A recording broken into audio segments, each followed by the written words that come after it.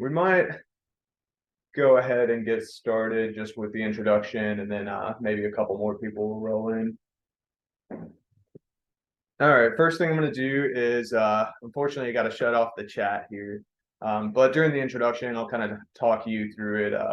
There's a Q&A section. So if you have any questions throughout the course, just feel free to use that one, and then I'll be able to see and answer all your questions. But for now, just because it can get kind of distracting, I'm going to shut off the chat for the moment. Okay.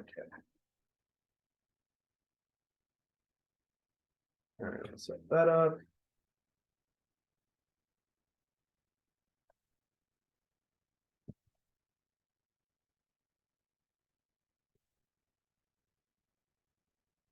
All right. Okay. Hello, everyone. Thanks for showing up today. My name is JD, and I'm a student here at Launch School. Today, we're going to be looking at how to set up a development environment using Amazon Web Services Cloud9 platform. This webinar is one of several that Launch School hosts geared towards helping students who are enrolled in the prep courses. This presentation specifically is aimed at new students who plan on using Cloud9 while working through the curriculum. I'll be walking through the steps of setting everything up with the idea that you'll be following along. And by the end, we'll both have a working development environment and a basic understanding for how to navigate it from managing your files to running programs.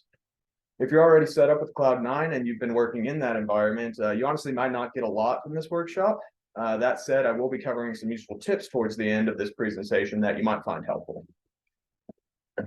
Afterwards, I'll stick around in case you have any questions. I will, however, say that while I'm familiar with the basics of this tool and I would consider myself semi-experienced with Unix-like environments, I don't consider myself an expert of Cloud9. So if you have technical questions or need help with specific issues like troubleshooting or anything beyond navigation and basic setup and functionality, I might not have a good answer for you, but I'll do my best to answer any questions that I can, and I'll direct you towards the Cloud9 support Slack channel, where there are more experienced users of Cloud9 who I would imagine are more likely to be able to handle any technical questions. All right. I want to start off by listing some things that we'll need to have on hand to help speed up the process of getting everything set up. First one, for web browsers, these are the 4 browsers that Amazon lists as being fully supported for Cloud9. It probably would work on other browsers if you're using something like Brave or Explorer, for example. But I can't guarantee that since they don't have it listed as fully supported. So I wanted to have these 4 listed up here.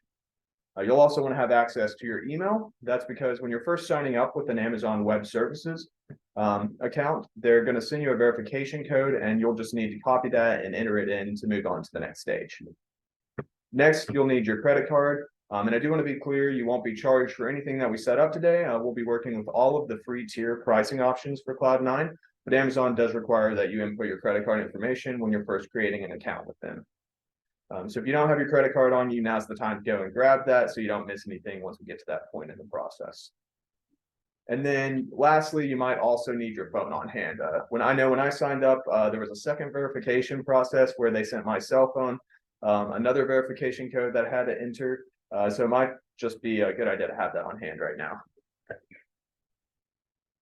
And actually, before we move on to the next slide, I want to make sure that this Q&A is working. If somebody wants to try that out, just sending in a question, this is also a good time to, I guess, point out if I'm skipping or anything like that's happening.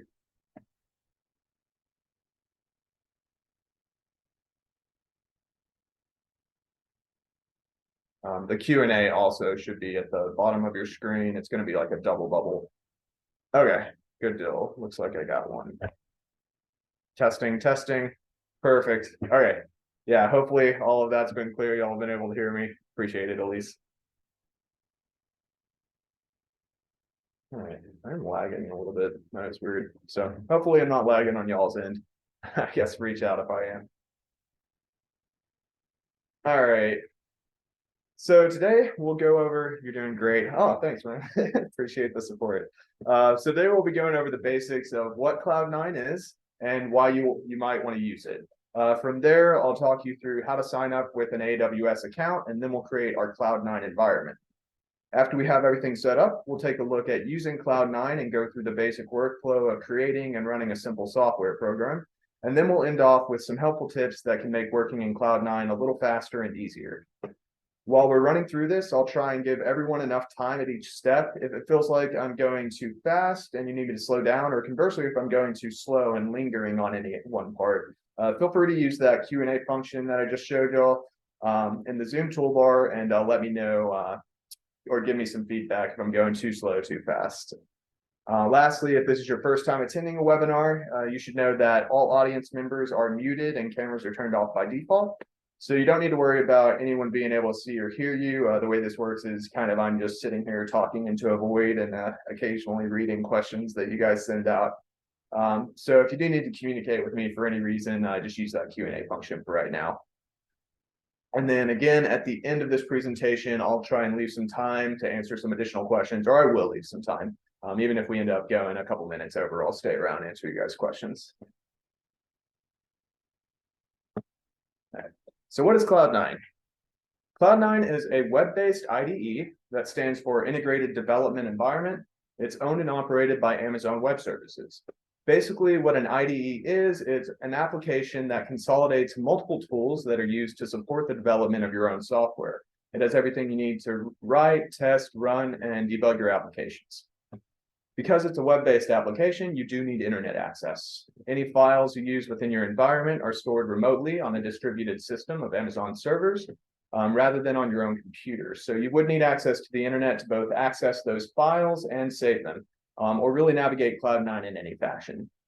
While your files are stored on online servers, you can download your projects onto your local machine if you need to. And additionally, it's always a good idea to push files to a remote repository on GitHub. There's information on that in the LS prep course showing you how to set up a repository and push commits. So we won't cover that today, but it's fairly straightforward if you follow those steps in the course.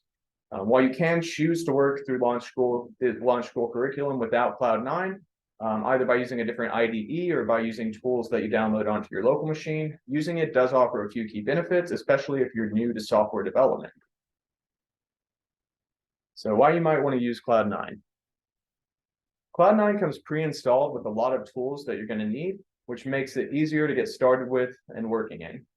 And you'll see here shortly, once we set up our environment, we'll be able to jump right in and start writing and running programs immediately. Another benefit of the IDE is that it's a self-contained environment. Like we mentioned a second ago, all of your files in Cloud9 are stored remotely on servers managed by Amazon. If you're new to programming and a little timid about messing with files and using the command line to alter your system, it can be comforting to work in an environment that doesn't affect your local computer.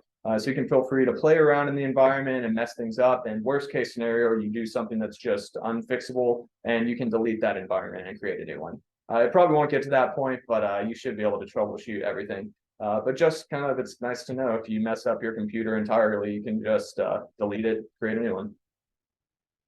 Lastly, and one of the biggest benefits of using this software is that you have a built-in community of students at Launch School already using Cloud9, which means you have access to, I think at this point, over 250 students who can help you troubleshoot these issues that you might be having. To try and give a little context to that, notoriously or historically, it's been very difficult to try and relay the problems that you're having to someone remotely whenever you run into issues on your local system. If you get a strange error on your own system, it's usually not something that you can just Google and find the answer to. Oftentimes, these types of issues are very specific to your system and your configuration. So it could be hours of searching through threads to find someone who's had a similar enough problem on their system that you can kind of extrapolate that information and then implement it to try and fix your own problem. Just to give you an idea, I work off my local system. And I've had issues at some points where it's been 6 to 10 hours to try and fix. And it's just kind of a long-winded process of going through Reddit threads and a bunch of different ways, like navigating through Stack Overflow, just trying to find a fix to your problem. So the difference here with Cloud9 is because this platform uses a standard base configuration, if you get a strange error here, you have a whole channel of people at Launch School who are set up with the same configuration. So this can make it a lot easier to find someone who's had the same issue as you. You just reach out, say, hey, I'm having this problem. And the odds that someone else who's gone through the course has had that same problem is pretty high. So it's a lot easier and potentially a lot quicker to find a solution to the problems that you're having. And then if you're looking for that support channel, so just on Slack, do the hashtag cloud9s-support-group, and that should come up. I think it should come up even if you just type in Cloud9.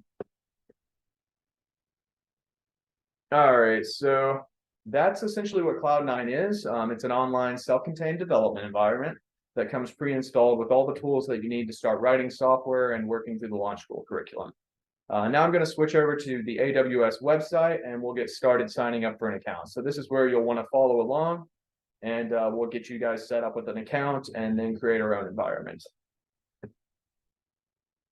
So first thing we want to do is, and I'm a little bit ahead of our steps here. So you'll want to go to aws.amazon.com.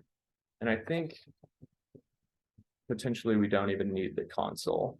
Yeah. So just go to aws.amazon.com and then click this sign in. It might not say sign into console, but it should be an orange button at the top. It might be something like create Amazon account. And then that should either bring you to this page if you already have an account set up, or otherwise it'll bring you to this page to set up your account.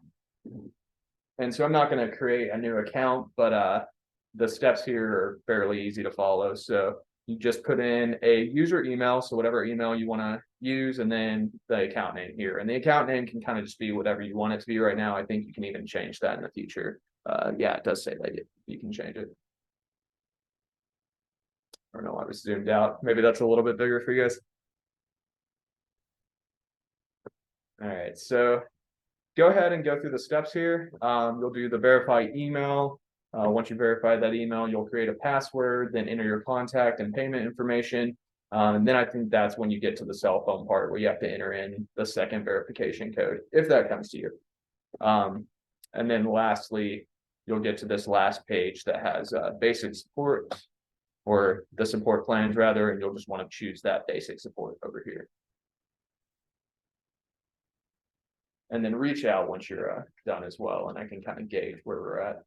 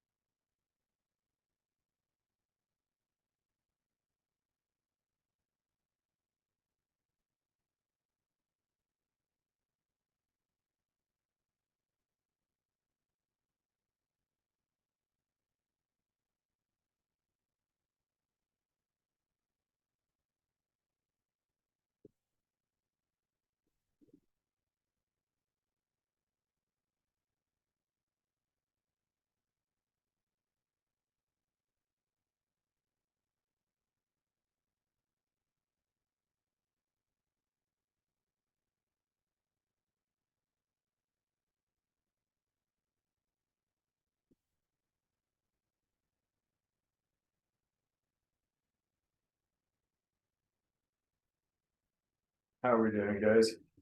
I don't want to go too fast, just wanted to check in.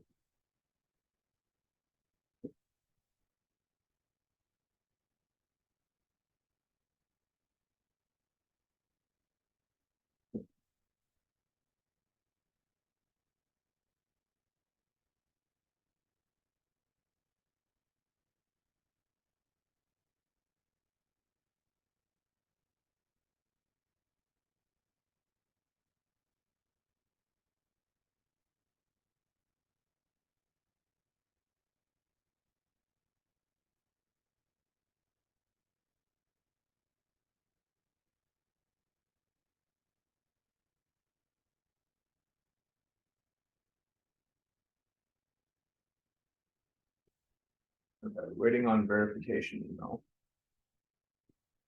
Okay.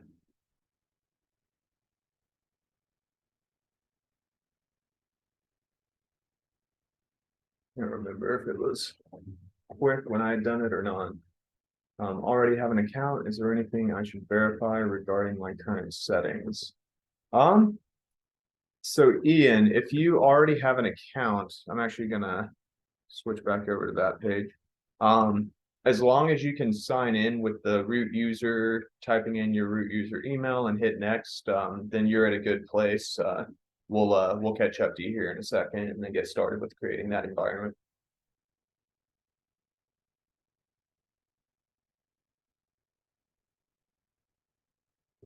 For sure.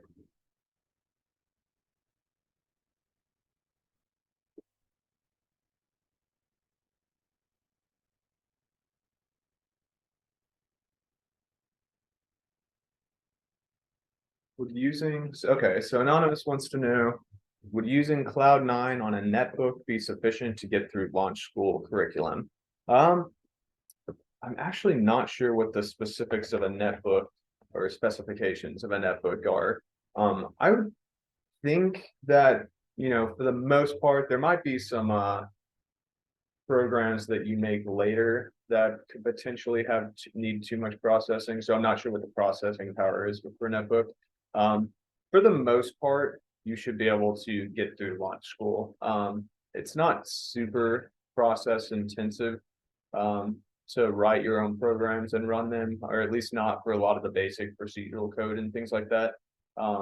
If you were going to run into issues later, it might be towards the end of back end where you're creating your own projects.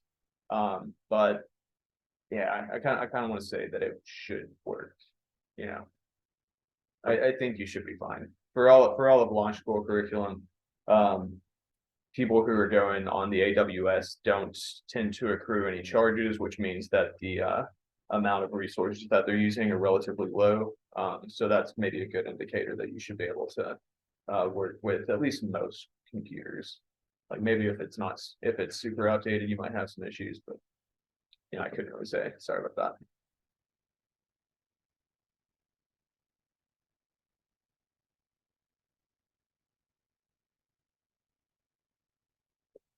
All right, how are we doing, guys? Are people through the process? Do we need to wait a few more minutes for people?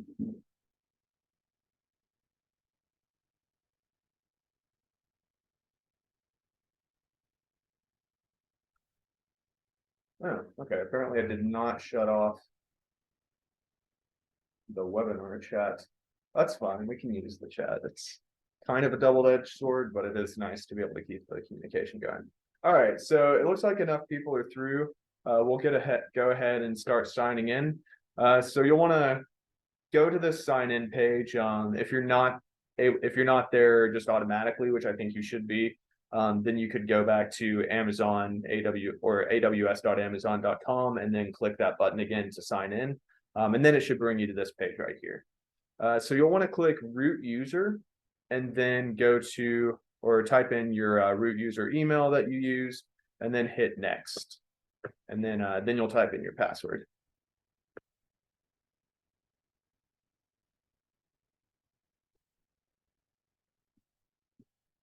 Okay, so from here, so because I've used this before and I've gone through different things, I have some recently visited areas up here. But for you, come up here to this search and type in Cloud9.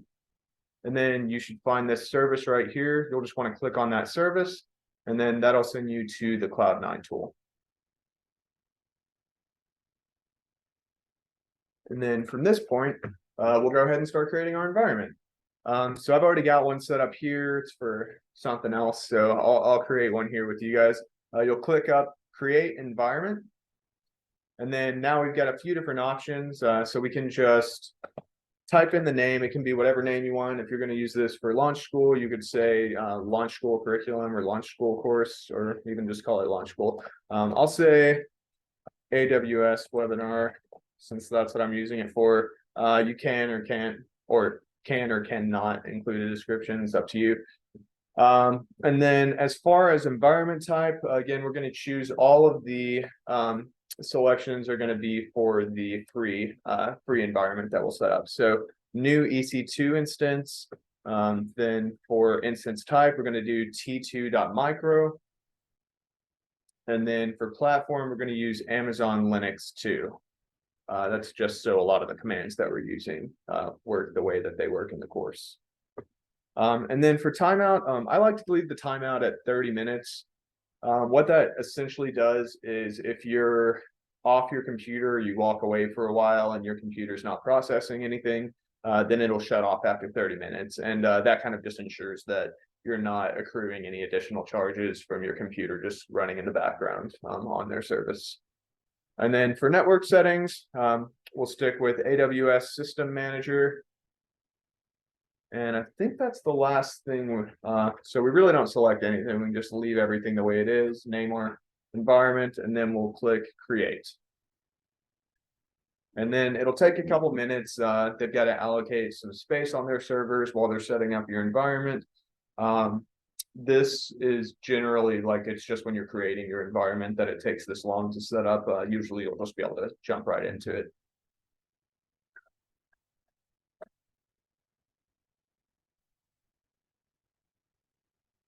Anyone have any questions? Hopefully all of that's made sense so far.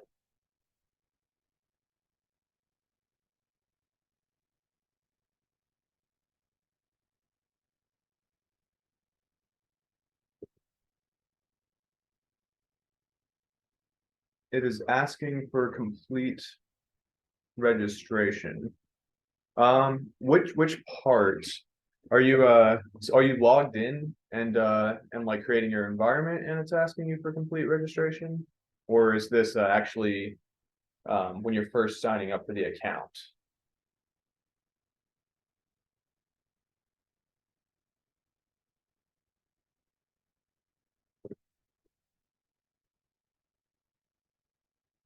When I click on Cloud9, it asks for a credit card. So you do need to, so when you are setting up an account, you do need to enter your credit card information.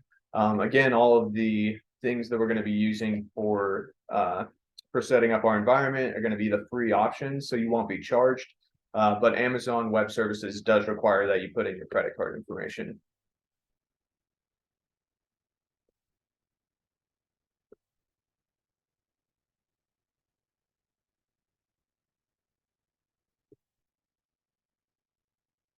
Let's see. I got the following error when trying to create environments. The development environment launch school failed to create because instance type t2.micro isn't. Oh no, I've heard of this error before. I'm not sure where you're located, but I think someone told me that when they had this issue, they're fixed. So up here on the bar, you'll have like mine says Ohio, yours might say something different. So basically this is designating the availability zone or the where your server is located. So I'm not sure where you're located, but maybe try switching to another location that's kind of adjacent to where you currently are. So if you're, if I was on East Ohio, I could use US East 1, North Virginia. So maybe try and do that. Hopefully that's the right fix. If not, then we might have to come back to that or reach out to the Cloud9 support channel. But I think someone had told me that that was their fix when they got that issue. How's everyone else doing, by the way? Has anyone else had issues? Are you guys able to sign in, create your environment?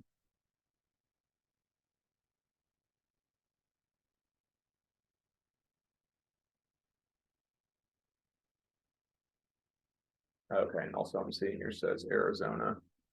So yours might say something like Northern California or Oregon. I would just try switching to one of those other ones.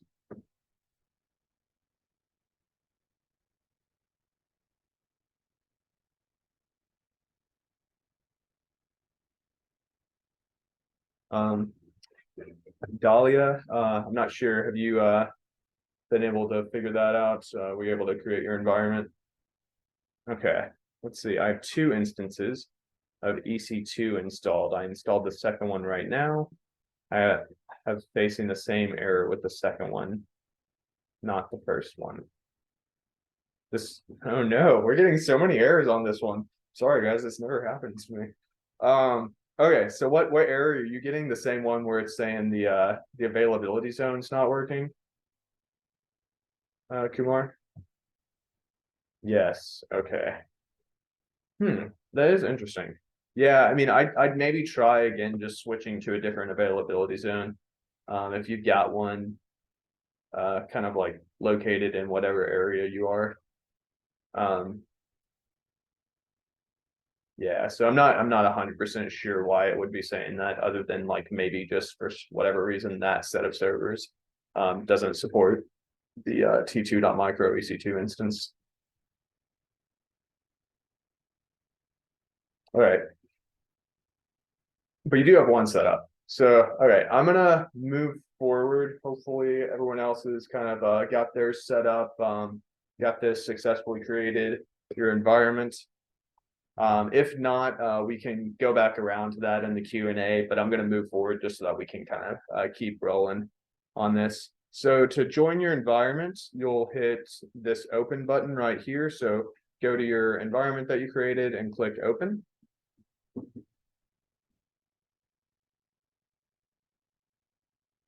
So yeah, if you are having issues, hang out and just kind of like pay attention while we're going through some of this basic stuff. And then at the end during the Q&A, we can kind of go back over anything that people missed or weren't able to catch up on. All right. And so when you first log in, you'll be greeted with this welcome message. So this has a lot of basic development environment information. We're not going to worry about that right now. We'll click exit. If you do need to find that later, then where is it? Right here. So you'll click on this cloud button, go to welcome page, and then it'll bring that welcome page back up. But when you first log into Cloud9, for the first time, you're greeted with three main elements of your IDE. You've got the code editor up here, the terminal, and a visual representation over here on the left of your file system. A code editor, and actually this isn't a code editor, now we're in a code editor. Code editor is basically a text editor for writing code in the same way that you have word processors like Microsoft Word that help with writing documents with tools like spell check and recognizing grammatical errors. There are text editors that help speed up the process of writing source code for applications with features like syntax highlighting, so your words are color-coded based on their functionality. You have automatic formatting, which includes automatic indentation of lines where needed, or autocomplete of words that you're typing out. Then over on the left here, we'll see our file system displayed as a file tree. The file tree is a way of displaying our files as a hierarchical structure, which is just used for organizational purposes, so we know which directories are nested in which and other directories and which files are located where. This is where you'll see all of the directories and files in your environment, which updates in real time. So if you create any new files or directories, you'll see them show up here on this file tree wherever they exist in the hierarchy. It's pretty sparse right now. I think all we have are this .c9 and then our main home environments, which is actually just called whatever your username is, and environments. But once we start adding files and directories to this, you'll see this kind of get more populated as we're going. And then lastly, down here, it's a little bit smaller, but we have our terminal. So the terminal is used to communicate or interface with the environment and navigate your file system or create new files, as well as download and update software or perform any system administration tasks. Most importantly, this is where you're going to be running your programs and where you'll see any output if your program prints something to the screen. When you first click on the terminal, you'll notice we have this EC2-user and then a tilde environment and $. So this is your prompt setup. And a lot of prompts will look this way, where they'll have your username, and then next they'll have the file path that directs you to the current working directory. So that's the directory within your file system that you're currently located in. So right now we're located in this environment directory, which means we have access to really only this .c9. So if I were to do ls-a, that's going to list all hidden files. Hidden files are allocated with a period in front of the name. And so this will show, yeah, all of the hidden files, but it also shows this .c9 and readme.md. All right, so something else to notice about or know about the ID is that these windows are entirely modulable. So I can pick this up and decide that maybe I want to just do screens this way. I want to get rid of this window, and then I can have my code editor right here, and then my terminal located over here. This is kind of the setup that I like to have, just where it's split screen. Some people like to have it where it's all one screen and they can just tab back and forth. If you are trying to do it that way, a quick hotkey that works is control and then open or close brackets. Will let you switch back and forth between these. And all right, so let's start out by creating a new directory located in environment. So remember, this path here will show us the current directory that we're located in, and we'll just create a new environment. So we can do that with the mkdir command. So it's make directory and then pass it a directory name. So we'll call this directory practice. And then you can see over here that I have this new directory show up called practice. Looks like it hid the other directory, which is fine. I don't really want to show it, but you can see it's still there if I decide to show hidden files. So really, we only have one directory right now that we're concerned with. It's this practice directory that we just created, and then this README file, which is just a basic hello from Cloud9. All right, so we've got this practice directory. And I can again press LS to list all the files. So I'm going to want to navigate into that practice directory. I can use the CD command, which stands for change directory, and then I can pass it a file path for the directory we want to go in. Since we're in environment, we have access to the practice directory directly, so I can just type in CD practice. And then now I'm located in the practice directory. You can see my prompt updated with environment practice, so that's how we know we're there. If I do ls, we have an empty directory, nothing in it. So I'll give you guys a couple seconds to make that. Just remember mkdir to create your directory, pass it that file name, and then cd to change directories, and then move into that directory. And then what we'll want to do is create a new file. So the way that we do that is with the touch command. So I can say touch, and I'll call this first program.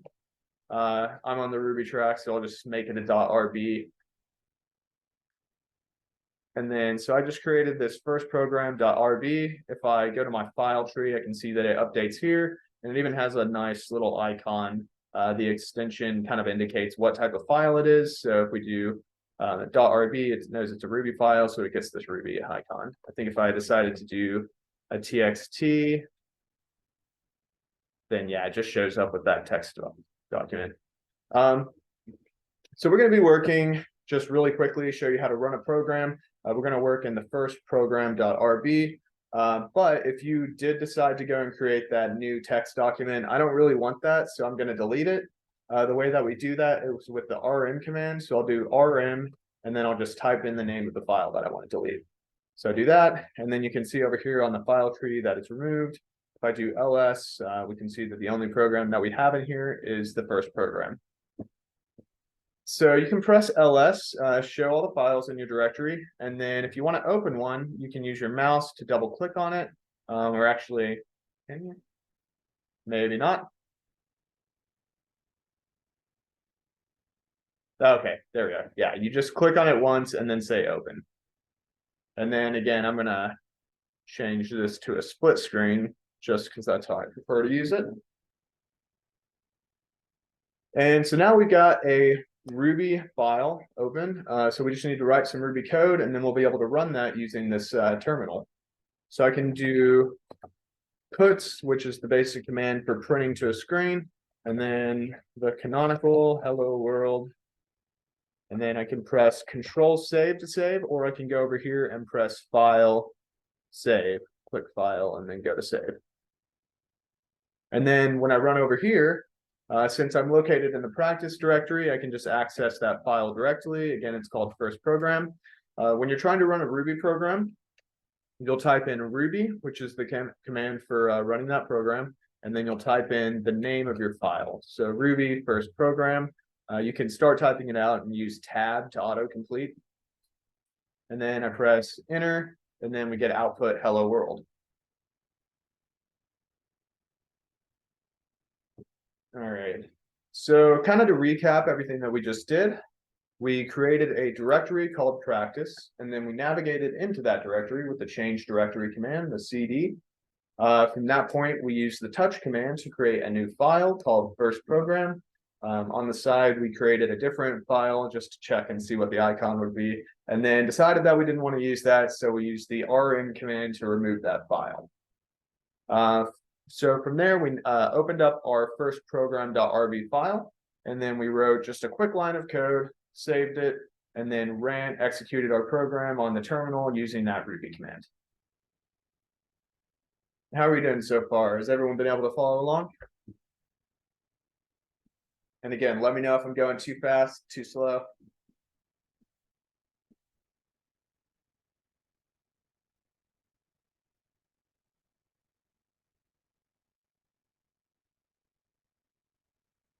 All right.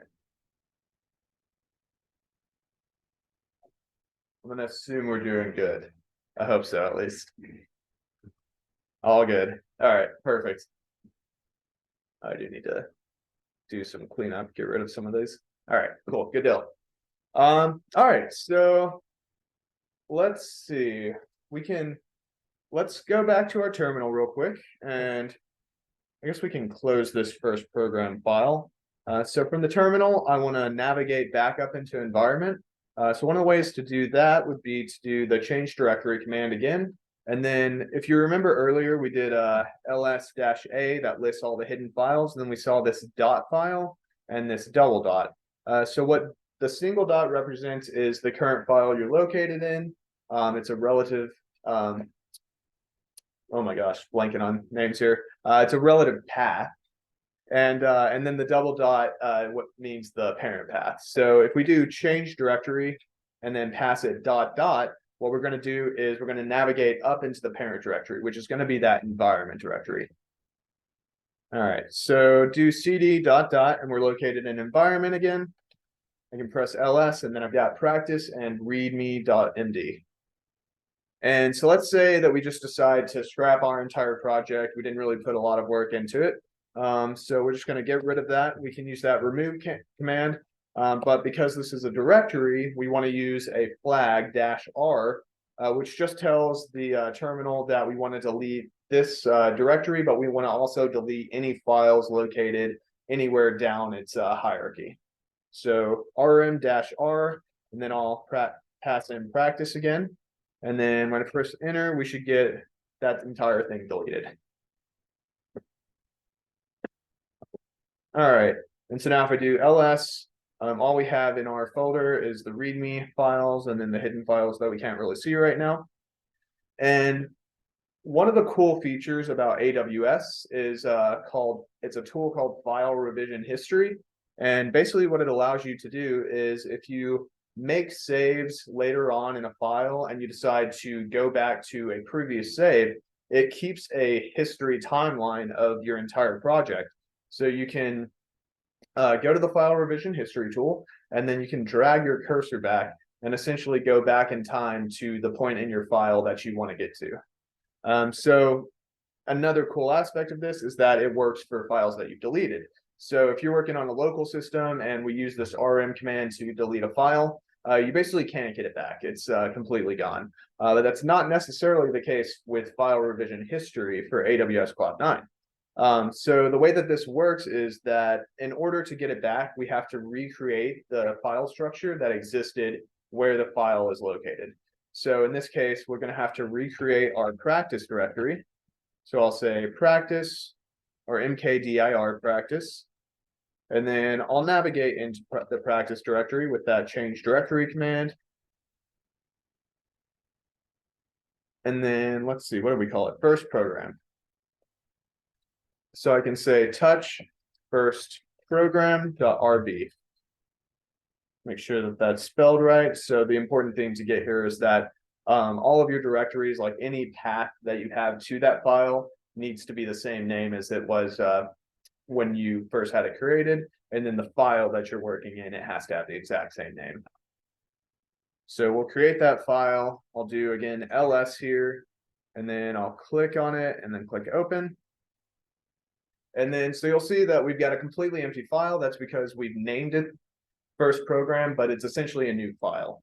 However, because it shares the same structure, we have access to this tool over here. So if you go to, from the first program, go to File, Show File Revision History. And then you'll see that we have this timeline show up here, and we have a single dot right here. And so your dots represent your save. So if I want to go back to how my program previously existed, I can just roll back time, go to that location, and then click this revert button up here. So I click revert, and now I've got my program back. And that might not seem very cool when it's only one line, but you can imagine kind of later on when you're working on a project and you have 100, 1,000 lines of code, maybe in some cases, and you've made a lot of changes, or even if you've deleted it entirely, the ability to go back and grab that file, even if it doesn't exist anymore, is pretty crazy. All right, so let me know, were you guys able to get that working for you?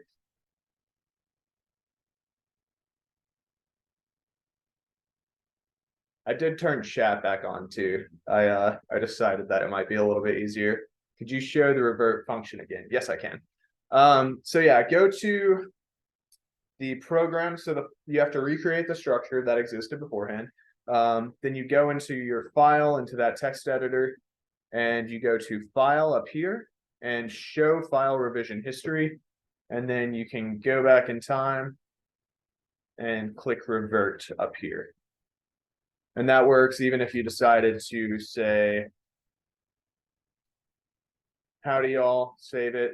I can go to File Revision History, and now we've got these two saves here. And it even shows it kind of on a character by character basis. I can just scroll through everything.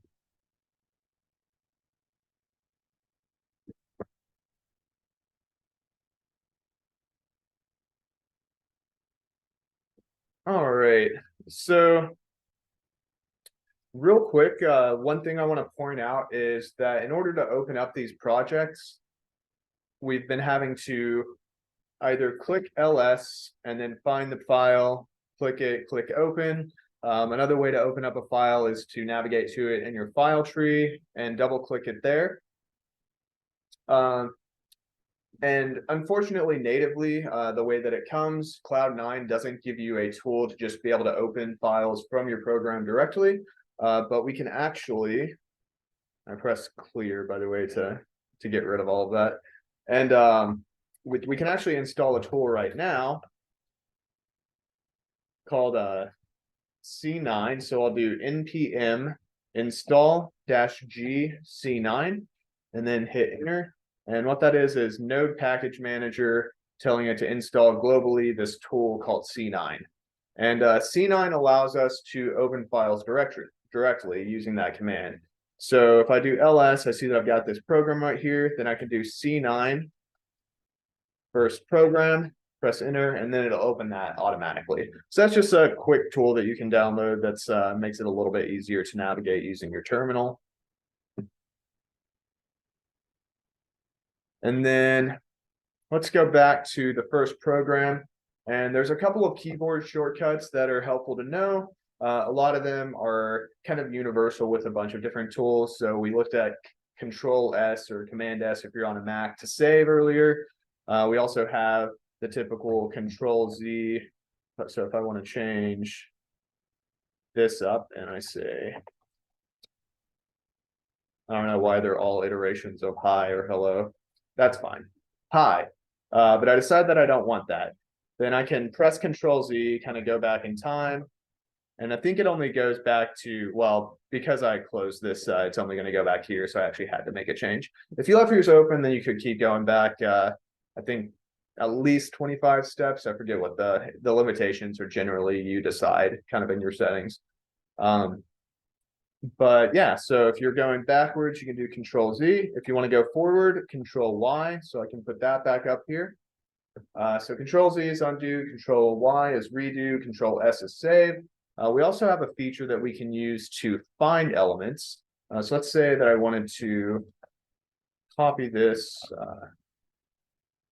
code and then just go down and paste several lines. If I wanted to find a specific word that's in our file, I can press Control F.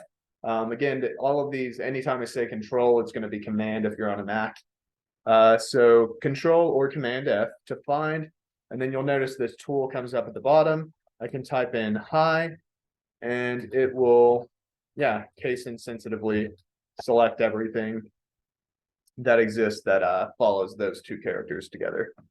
So I can find that, and then I can say replace with hello. And then I can either replace one, so you can see we've got this 1 of 8 in this case. That means it's like only specifically selecting the first one, but then it's selected kind of shortly like all of these 8 ones. So I can use this arrow here to go up and down to select specific ones, and go to 3 and say replace 3 with hello. I can also do replace all. So over here, I've got this replace all button, and if I click that, then all the highs become hellos. And so that could be really helpful if you're working in code, you decide to change a variable name, and rather than changing all of the variable names that are located in your file, you can just select one aspect of it, Control Find, and then change all of them or replace all of them in one go. Okay. And then lastly, got a couple tools that we can use within our terminal. So if you're working in the Ruby track, we can use this REPL IRB, which this pulls up just a quick way to line by line write in Ruby code. It's good for testing out single line code. So let's say that I just wanted to check out puts hello again. You can say puts hello, and then it's outputs hello, returns nil. So it'll show you both the outputs and the returns, which is pretty helpful. If you're ever trying to exit out of this, then you can just do the exit command. And then if you are on the Ruby track, or the JavaScript track rather, you can use Node, and that already comes natively installed as well. And so in this case, kind of to write something similar, we'll do console.log hello. And then in the same way, you can see it outputs hello. In this case, it returns undefined, but it has that same functionality of being able to both print to the screen and show you the return value as well. To get out of Node, you'll do Control-C, Control-C. So you have to hit that twice.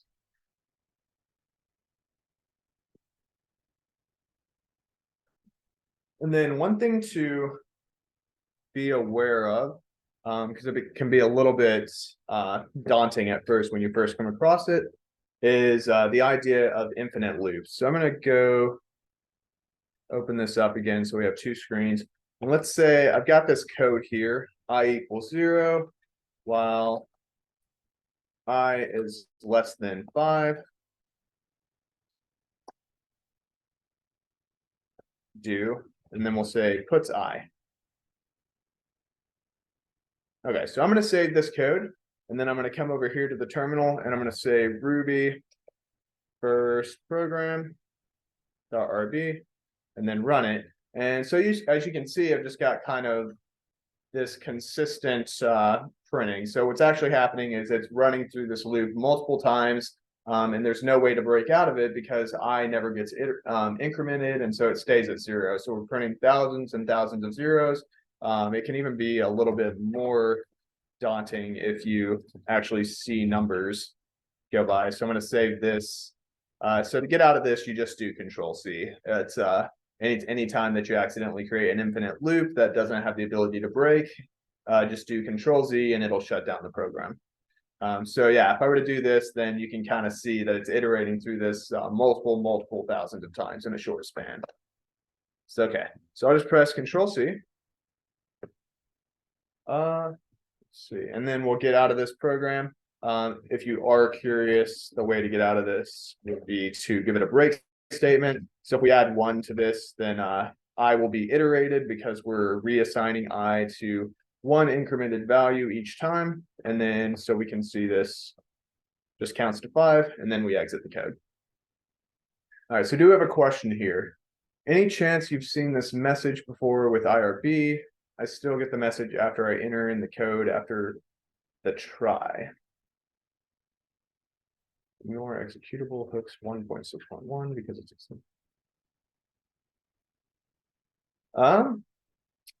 I haven't seen that, or at least not that I'm aware of. So WebSocket's an API, but I don't know what it would have to do with IRB.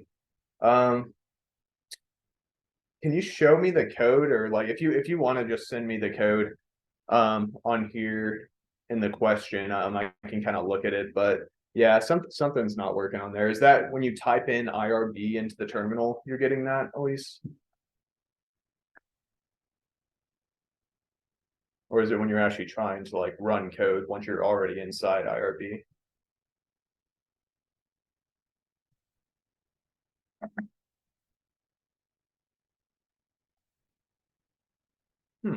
Interesting. Yeah, I'm not 100% sure. So that's yeah, this is one of those technical questions where I don't really have the answer to that. So maybe oh yeah, no worries, Dahlia. Thanks for showing up. So yeah, maybe that's a good question for the Cloud9 support group. So it's possible that someone's seen that issue on that channel. Yeah, I would just copy that code, post that there, and just let them know anytime you're trying to enter IRB from the terminal, you're getting this issue. Yeah, sure, no problem. Test something out real quick. Okay, it's not that. All right, and then so lastly, we kind of talked about this earlier, but you do have the ability to download code that you've written. So I could say, puts hello world, save that, and then maybe I just want that on my files for some reason. I can download the projects. And so one thing to note is that when you're downloading the project, you're not downloading this file, you're downloading this entire file structure. So you're downloading the environment directory and all the directories and everything that exists, because this kind of works on a project by project basis. So once you do have that downloaded, it'll download as a tar file. And then you can just kind of like Google how to unload tar files. But if you're using your command line, it's actually really easy to unzip and untar files. But anyways, that's how you would go about downloading files and entire projects from AWS so that you could work on them locally on your own system. All right, so that is pretty much everything. One quick thing I want to post in the chats here. So I'll change that to everybody. All right, so let me know if this works. This should send you to a feedback form. You don't have to feel obligated to answer that, but it's helpful for us to get feedback. Let us know what we can improve on, or how we did. If we need to improve on anything, or if things worked out well, that's great. But yeah, just feel free if you want to fill out that form. It's really helpful for us. And then now we can move into the Q&A. So. All right. Does anybody have any other questions? Just trying to see if there's been any posted here yet. Okay, it doesn't look like it.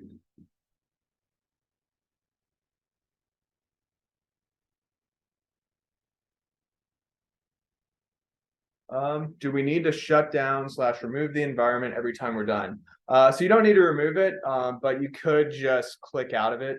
So I guess we're done here. I might need to come back and re-enter this. So I can just click out of that, and now it's essentially closed. Since it's set up in a browser, yeah, you just close your browser, close that tab, and you should be logged out of it.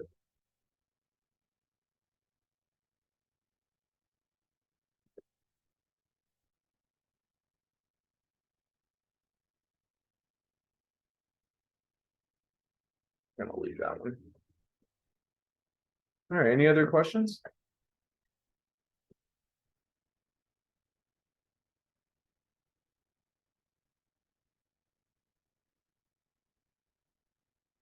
No questions? Okay, I'll hang out for a minute just in case any pop up.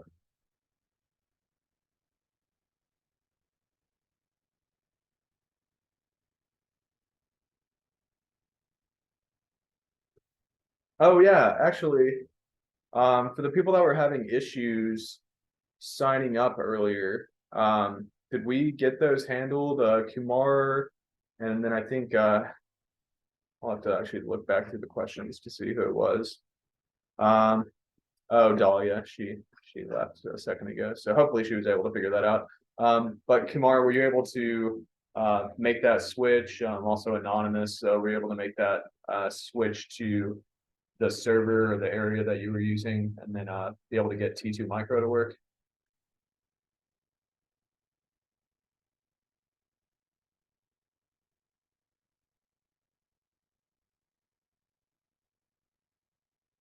Yes, I switched to work. Okay, great. That's good to know. Yeah, this is the first time I've had that instance come up that I remembered a friend having that problem. So glad that's the answer. And going forward, it's good to know that that's easily fixable.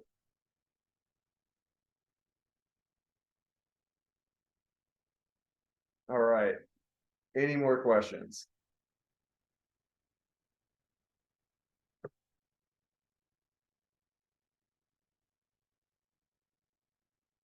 Okay. Well, thank you guys so much for attending. I hope that this was helpful. Again, that feedback form is in the chat.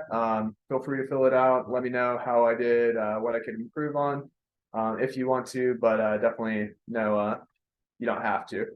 But anyways, yeah, appreciate you guys showing up. If you do have any more questions, feel free to reach out to me on Slack. I'm JD Fortune on there, and hope you guys have a good rest of your day.